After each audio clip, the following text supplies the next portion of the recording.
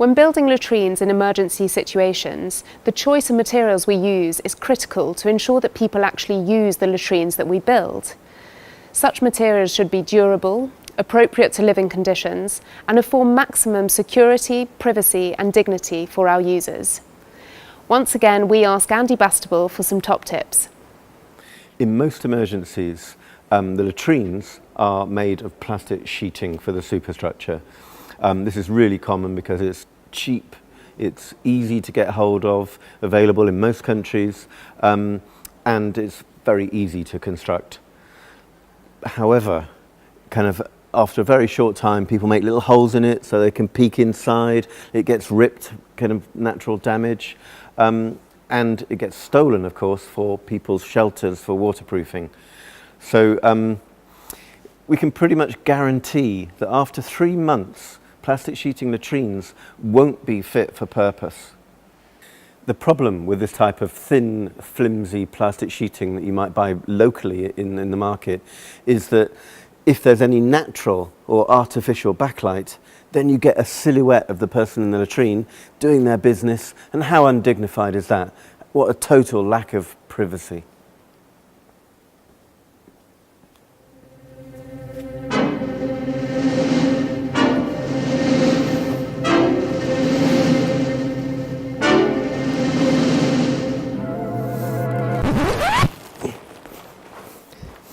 And how dignified is that? Another factor which affects the privacy and the dignity of the users is that sometimes gaps are left right at the bottom, either because the plastic sheeting hasn't been properly secured to the base of the slab, or because the wall is too short, and that sometimes you can actually see right in and look, there's a foot. Another sort of common issue is that sometimes the wall is too low, and so you can actually see people's heads. And people really don't want to be seen using the latrine or going into the latrine, so that is not what we expect. The easiest and the quickest way to build rapid latrines in a fast onset emergency is still going to be plastic sheeting. But the push here is to use good quality plastic sheeting like this, which is Oxfam spec or UNHCR specifications. That's what we want. So often you're going to need to attach it to the wood of the frame, and it rips. That's a very common thing. It rips. So a nail goes in and then someone pulls it and it rips. So simple ways that you can avoid that is by just using a bottle top. So you put the nail into the bottle top, and then it's just simply a case of hammering it in, because that avoids ripping. Another way is just using a simple washer around a flat-headed nail, and same job. The other technique is that if you haven't got bottle tops or washers, then you can simply fold a strip of plastic sheeting, the same plastic sheeting which is reinforced. Then it's just a case of nailing through the folded plastic sheeting.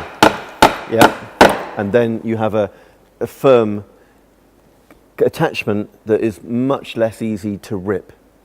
As we've seen, there's 3 main issues which affect the dignity and the privacy and therefore the use of the latrines. Number 1 is a locking mechanism on the door. So what we wouldn't want is some flimsy plastic sheeting door like this. At the very least we'd want is a wooden frame around this that can be locked from the inside. Secondly, it's around the quality of materials used and how they're attached to the frame. The third issue which affects the use of latrines is, as our research shows, that people do not want to be observed going into the latrine or coming out of the latrine.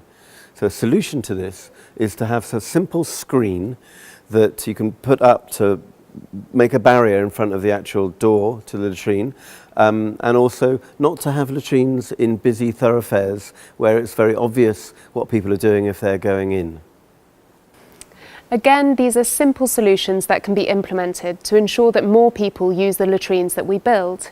A comfortable, dignified and private space is what any user would want, irrespective of context or geographical location.